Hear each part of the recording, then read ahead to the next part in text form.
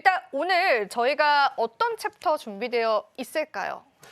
크게 보면 이제 두 가지 있긴 하는데 사실 이제 요즘에 들어서 사실 시장이 조금 불안불안하잖아요. 막 사면 물릴 것 같고 불안불안하고.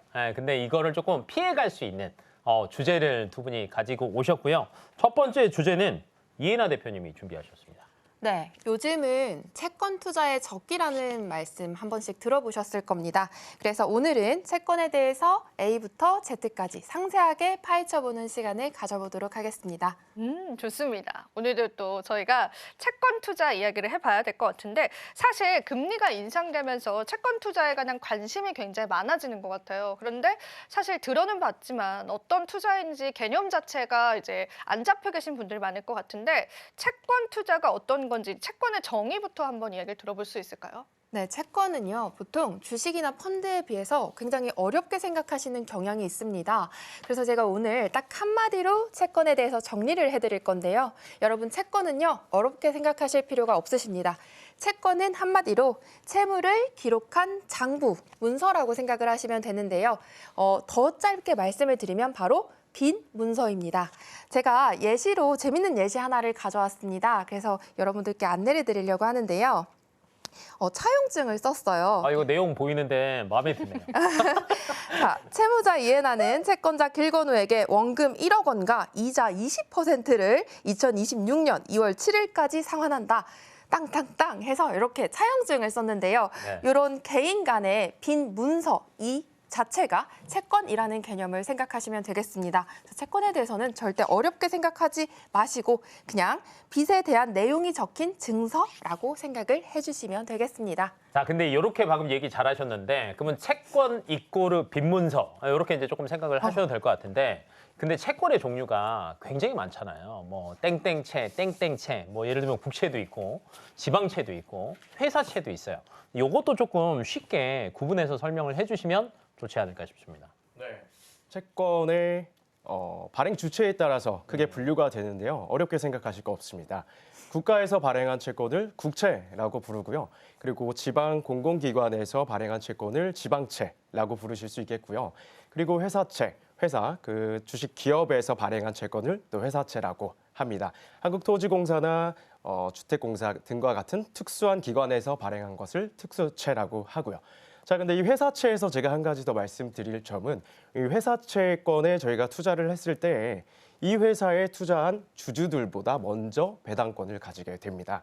그리고 혹여나 이 회사가 잘못되었을 때 저희가 자산에 대한 청구를 할 수 있는 권한도 이 주주들보다 먼저 해서 있다는 점도 알아두시면 좋을 것 같습니다. 확실히 빈문서가 좋네요. 네, 왜냐하면 이제 주식은 공동 주인이잖아요. 네, 그런데 채권은 빚낸 거니까 갚아야지. 이렇게 굉장히 안전하다는 느낌이 확 드는데요. 그리고 제가 말씀도 덧붙여 보자면요. 채권은요, 크게 이자 지급 방식에 따라서도 세 가지로 분류가 되고 있습니다. 그래서 꼭 기억해 주시면 좋을 텐데요. 크게 세 가지는 이표채, 그다음에 할인채, 그리고 복리채입니다. 가장 많이 발행되는 채권의 종류는 이표채라고 보시면 되고요. 우선 이표채는요, 정해진 주기마다 채권의 이자가 지급되는 방식이고요. 그다음에 할인채는요, 미리 할인된 가격의 채권이 발행돼서 만기 시에 액면가로 상환되는 채권입니다. 그리고 복리채는요, 마지막에 정해진 주기마다 이자를 지급하지 않고 마지막에 한 번에 복리 형태로 이자를 지급하는 방식의 채권입니다. 그래서 채권은 크게 발행 주체에 따라 분류가 될 수 있고요. 그다음에 이자 지급 방식에 따라서도 분류가 될 수 있습니다. 이렇게 정리를 해주시니까 조금 더 이제 분류하기에는 쉬운 것 같아요. 수월하게 또 분류할 수 있게 해주신 것 같은데 사실 많은 분들이 채권 투자자라고 한다면 채권 수익률에 관해서 좀 많이 헷갈려 맞아요. 하시는 것 같습니다. 실제로 채권의 가격과 수익률과의 상관관계가 굉장히 궁금한데 이 부분은 어떻게 풀어볼 수 있을까요? 네, 사실 많은 분들이 채권의 투자에 있어서 이 관계에 대해서 굉장히 어려움을 많이 느끼십니다. 그래서 저희가 첫 번째로 하나 공식을 외우고 들어가면 좋을 것 같아요. 또 외워야 돼? 네, 하나만 외우고 외워야지. 들어가겠습니다. 채권의 가격과 수익률은 반비례 관계에 있다. 이것을 이제 머릿속에 넣어놓고 제가 이 관계에 대해서 짧게 설명을 드려보겠습니다.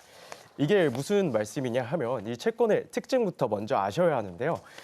채권은 매매 시에 가격 변동은 있을 수 있지만 만기 시에는 확약된 원금과 이자를 지급받을 수 있는 상품입니다. 자, 이렇게 만기가 고정되어 있다고 했을 때 당연히 채권 가격이 하락하면 수익률은 높아질 수밖에 없고요. 채권 가격이 상승하면 수익률은 낮아질 수밖에 없습니다.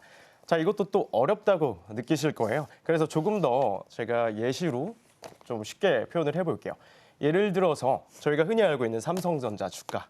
네. 이게 이제 10만 원을 향해 간다라고 가정을 해보겠습니다. 그러면 이 10만 원이 도달될 동안 어떤 분은 5만 원에 매수하신 분들도 있을 거고요. 어떤 분은 8만 원에, 또 어떤 분은 9만 원에 매수를 해서 10만 원에 도달할 수도 있겠죠.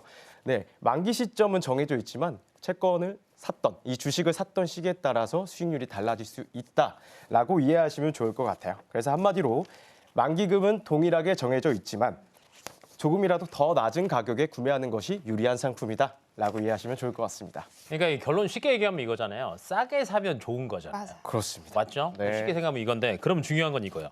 그럼 채권 가격이 오를 때도 있고 떨어질 때도 있을 거 아니에요. 그러면 이게 삼성전자 주식이라고 하면 조금 판단하기가 쉬울 것 같은데 삼성전자 채권이라고 하면 조금 계산하기가 어려울 것 같은데요. 네, 그래서 많은 분들이 채권에 대해서 어려워하시는 부분이 이 바로 채권의 가격 결정 원리입니다. 이 부분에 대해서 설명을 드려보겠습니다.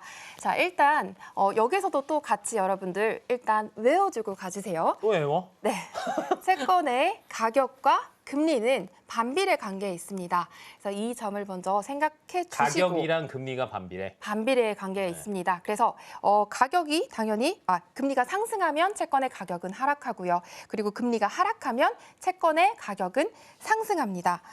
예시로 제가 안내를 드리겠습니다. 예를 들어 A 채권이 5%의 이자를 지급하는 채권으로 발행이 됐어요. 그런데 금리가 인상됐어요. 그래서 그 다음에 발행된 채권은 10%의 이자를 지급하는 채권으로 발행이 됐습니다. 자, 몇 퍼센트의 이자를 지급해주는 채권을 선택하실 건가요? 당연한 거 아니에요? 이거 이구동성으로 맞출 수 있어. 그렇죠? 하나, 둘, 셋, 10%. 자, 그러면 어. 여러분 먼저 발행된 A 채권의 수요는 당연히 없지. 네, 하락하겠죠. 네. 수요 공급의 원리가 채권에서도 그대로 적용이 됩니다. 그래서 채권의 가격은 금리가 인상하면 하락하게 됩니다. 여기에서 포인트는요. 기존 채권에 대해서 초점을 맞추시게 되면 이해하시기가 조금 쉬울 거고요. 반대로 생각했을 때도 또 이제 금리가 인하되면 후에 발행되는 채권은 더 낮은 금리를 지급하기 때문에 먼저 발행되어 있는 채권, 기존의 채권의 가격, 수요가 당연히 높아지겠죠. 그래서 채권의 가격과 금리는 이렇게 반비례 관계에 있다라고 생각해 주시면 될 것 같습니다. 네, 자 여기서 제가 조금 더 응용해서 네. 말씀드려볼게요. 그렇기 때문에 지금 이 채권 투자의 적기다라고 말씀을 많이 들으셨고 또 많은 매스컴에서도 많이 나오고 있습니다. 네. 실제로 2023년도까지 계속해서 금리가 올랐었죠. 올랐다고 하지만 이제는 내려가는 시점도 분명히 있습니다. 이제 여러분들께서 앞으로 금리가 내려갈 것이라고 전망을 하신다면 지금이 바로 적기가 되는 건데요. 반비례에 있는 채권 가격이 굉장히 하락하게 되는 겁니다. 앞으로 금리 인하가 전망된다면 반대로 채권 가격은 상승할 것이고요. 그래서 채권 투자가 지금 핫하다고 말이 나오는 이유가 바로 여기에 있습니다.